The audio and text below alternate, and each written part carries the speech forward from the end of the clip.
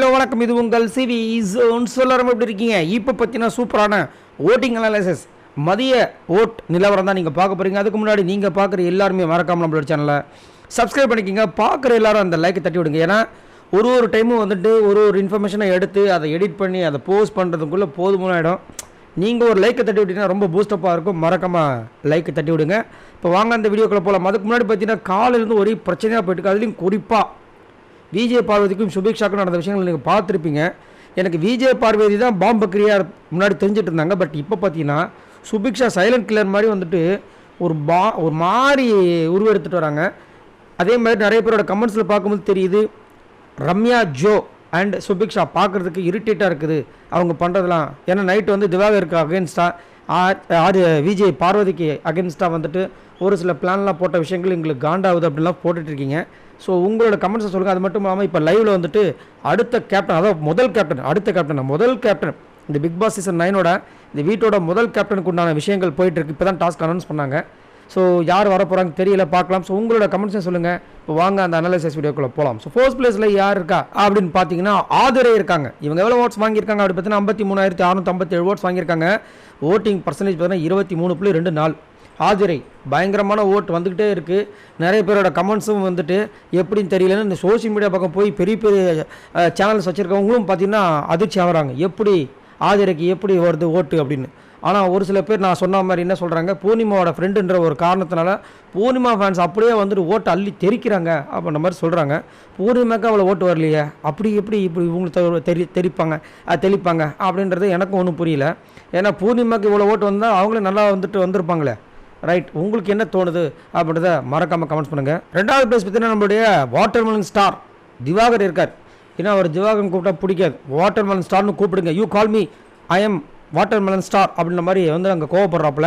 இவர் எவ்வளோ ஓட்ஸ் வாங்கியிருக்காரு அப்படி பார்த்தீங்கன்னா 50,687 ஓட்ஸ் வாங்கியிருக்காரு. ஓட்டிங் பர்சன்டேஜ் பார்த்தீங்கன்னா 21.95. வாட்டர்மெலன் ஸ்டார் திவாகரை பற்றி நான் என்ன சொல்கிறது எனக்கு சத்தியமாக புரியல. ஏன்னா எல்லாருமே வந்துட்டு யாருமே வந்து இவரை பற்றி சுத்தமாக திங்க் பண்ணவே கிடையாது. ஆதிரை வருவாங்களா, இல்லை கமருதீன் வருவாரா, இல்லை அதிசயம் அவர் வருவாரா, பிரவீன்ராஜ் வருவாரா அப்படின்றத மாதிரி யோசிச்சுட்டு இருந்தோம். பட் இங்கே பார்த்தீங்கன்னா தலைகீழாக மாறி திவாகர் வந்துட்டுருக்காரு. சொல்லப்போனால் நிறைய பேர் வந்து திவாகருக்கு சப்போர்ட் பண்ணி கமெண்ட்ஸில் கொடுக்கும்போது எனக்கே ரொம்ப ஆச்சரியமாக இருக்குது, என்னடா இது நடக்குது அப்படின்னு. இதுக்கெல்லாம் காரணம் திவாகரான்னு கேட்டிங்கன்னா கண்டிப்பாக கிடையவே கிடையாது. இதுக்கெல்லாம் காரணம் யாருன்னா இந்த ஃபஸ்ட்டு பிரவீன்ராஜ், அப்புறம் கெமி, அப்புறம் வந்து இந்த கமருதீன், எஃப்ஜே அதிசயம் இவங்கெல்லாம் பண்ண வேலைகள். அதுக்கப்புறம் நேற்று வந்து டார்கெட் பண்ணுறேன்னு சொல்லிட்டு 2 பேர் பேசுகிறாங்க பாருங்கள். நைஸாக நம்ம ரம்யா ஜோவும் இந்த சுபிக்ஷாவும் இவங்கெல்லாம் சேர்ந்து தான் திவாகருக்கு ஓட்டை வாங்கி இவரை தூக்கி வச்சுருக்காங்க. இப்போ இன்றைக்கி நாளைக்கு கூட கண்டிப்பாக வந்து ஃபஸ்ட் பிளேஸ் வரதுக்கு வாய்ப்புகள் இருக்குது. ஏன்னா திவாகருக்கும் ஆதிரைக்கும் வெறும் 3,000 ஓட்டு தான் டிஃப்ரென்ஸில் இருக்குது. 10,000-15,000 ஓட்டு டிஃப்ரென்ஸ் வந்துச்சு, என்னத்தை சொல்ல. பட் இருந்தாலும் வந்துட்டு அவராக இருக்கார், வெகுளித்தனமாக இருக்கார், இன்னசென்ட்டாக இருக்கார், அவராக இருக்கார். அது உண்மையிலே பெரிய விஷயம். மற்றவங்க எல்லாமே கேமரா கான்ஷியஸில் இருக்காங்க, இவர் மட்டும் கேமரா கான்ஷியஸ் இருக்குது, ஆனால் அவராக இருக்கார் அப்படின்னு தான் எனக்கு தோணுது. உங்களுக்கு என்ன தோணுதுன்றதை சொல்லுங்கள். மூணாவது பிளேஸ் பார்த்தீங்கன்னா நம்மளுடைய வியானா இருக்காங்க. இவங்க எவ்வளோ ஓட்ஸ் வாங்கியிருக்காங்க அப்படி பார்த்தீங்கன்னா 39,916 ஓட்ஸ் வாங்கியிருக்காங்க. ஓட்டிங் பர்சன்டேஜ் பார்த்தீங்கன்னா 17.29. இந்த அவெஞ்சர்ஸ் படத்தில் அந்த கையில் ஒரு விஷயத்தை மாட்டினோடனே பவர் வந்துடும் பாருங்க அவங்களுக்கு. அந்த மாதிரி வந்து நேற்று வந்துட்டு அந்த டீம்லேருந்து இந்த டீமுக்கு சூப்பர் டீலக்ஸ் மாற்றினோடனே எங்கேருந்தோ வந்துச்சோ பவர். அதை வச்சு என்னென்ன பண்ணுறாங்க. திவாகர் விஜய் பார்வதி மிரட்டுறாங்க, உருட்டுறாங்க, வேலை வாங்கிறதுக்கு ட்ரை பண்ணுறாங்க, என்னென்னமோ பண்ணுறாங்க. இன்னும் அது வியானா வந்து சைலண்ட்டாக அந்த ஜனனியமாக இருப்பாங்கன்னு பார்த்தா இப்படி ஒரு போடுறாங்களே அப்படின்ற மாதிரி இருக்குது. ஆனால் கொஞ்ச நேரத்துக்கு தான், அதுக்கப்புறம் புஷ்ஷுன்னு உட்காந்து சைல்டிஷ் ஆகிடுறாங்க. என்னத்தை சொல்ல. பட் இருந்தாலும் நான் ஆல்ரெடி சொன்னது தான், வியானா யாரும் உங்களுக்கே தெரியும், ராணவோட ஃப்ரெண்டு. அதை வந்துட்டு ராணவே வந்துட்டு அவங்களுடைய சோஷியல் மீடியாவில் சொல்லியிருக்காரு. ஸோ அதனால தான் வந்து வியானாக்கும் ஓட்டு வருதோ, எப்படி மேலே ஆதிரைக்கு வருதோ அந்த மாதிரி இருந்தாலும் இருக்கும். ஸோ இந்த வியானா பற்றி என்ன நினைக்கிறீங்கிறத மறக்காமல் கமெண்ட்ஸ் பண்ணுங்கள். 4வது பிளேஸ் பார்த்தீங்கன்னா பிரவீன்ராஜ் இருக்கார். இவர் எவ்வளோ ஓட்ஸ் வாங்கியிருக்காரு? 25,136 ஓட்ஸ் வாங்கியிருக்காரு. ஓட்டிங் பர்சன்டேஜ் பார்த்தீங்கன்னா 10.89. ஸோ பிரவீன்ராஜ் ஆள் அட்ரஸ் தெரியாத மாதிரி தான் இருக்கார். திடீர்னு பார்த்தா சண்டையில் போய் மாட்டிக்கிறார். மற்றபடி இன்றைக்கெலாம் எதுவும் பெருசாக சம்பவம்லாம் எதுவும் இல்லை, லைவில் பார்த்துட்டு தான் இருக்கோம், ரொம்ப பெருசாக இல்லை. அதேமாதிரி நேற்று வந்துட்டு வியானாக்கில் கொஞ்சம் அடி வாங்கினார், கொஞ்சம் அப்படி இப்படி பண்ணார். ஒரு சில பேர் சொல்லியிருப்பாங்க போல, எப்பா கேமரா கவனிச்சக்கோ, பார்த்து நடந்துக்கோ அப்படின்னு சொன்னதுக்கப்புறமா சைலண்ட் ஆயிருப்பார் போல இருக்குது.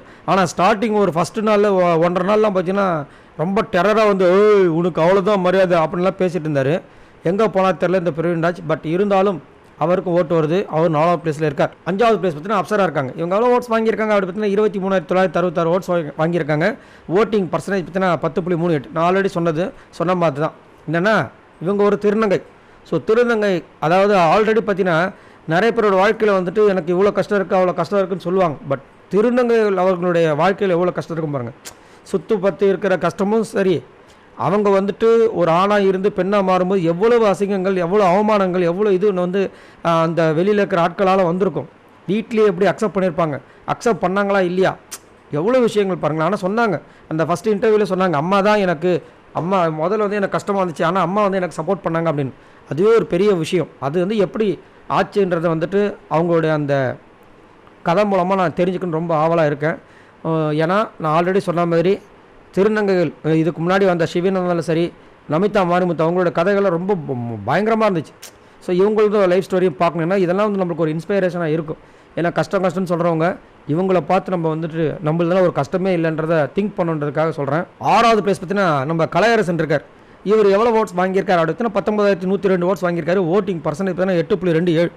ஒரு ரீல்ஸ் ஒன்று பார்த்தேன், செம்மையாக இருந்துச்சு. அது கூட என் மனைவி தான் காமிச்சாங்க. என்னன்னா உள்ளே வந்து ஏதோ சித்து விளையாட்டு மாதிரி சூனி வைக்க போகிற ஏதோ ஒன்று சொல்லிட்டு இருக்காரு.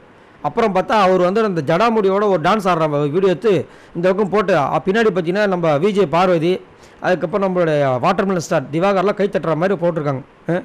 என்ன அநியாயம் பண்ணுறாங்க தெரியுமா? நிறைய பேர் ஆனால் பயப்படுறாங்க. ஏன்னா இவருக்கு வந்து மந்திர சக்தி தெரியும், அது தெரியும், இது தெரியும்னு சொல்லியிருக்காரு.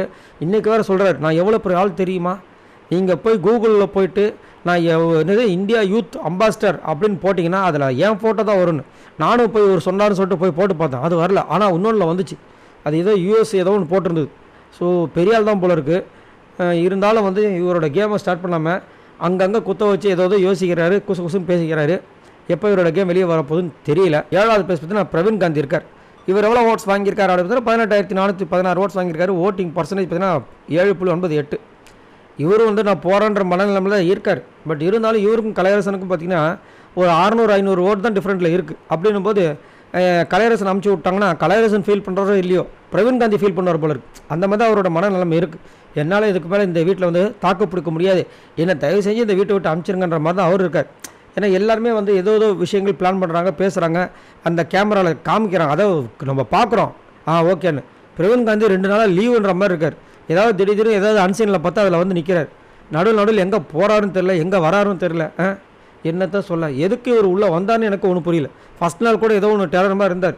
அதுக்கப்புறம் பயங்கரமாக இப்படி பண்ணுவார் அப்படி பண்ணுவார் நினச்சேன். பட் நோ யூஸ் அப்படின்ற மாதிரி தான் இருக்குது. நம்மளுக்கு இல்லை, பிக் பாஸ் டீமுக்கு பார்க்கலாம். இருந்தாலும் கண்டிப்பாக வந்துட்டு இந்த வைல்ட் கார்டு என்ட்ரி இருக்கும் அப்படின்ற மாதிரி தோணுது. ஏன்னா நம்ம விஜய் பார்வதி நேற்று பேசிகிட்டு இருக்கும்போது விஜய் பார்வதி ஆர்ஆர்லாம் வந்து சொன்னாங்க, இன்னும் 5 வைல்ட் கார்டு என்ட்ரி இருக்குது அப்படின்னு சொல்லிட்டு டக்குன்னு வாய விட்டாங்க.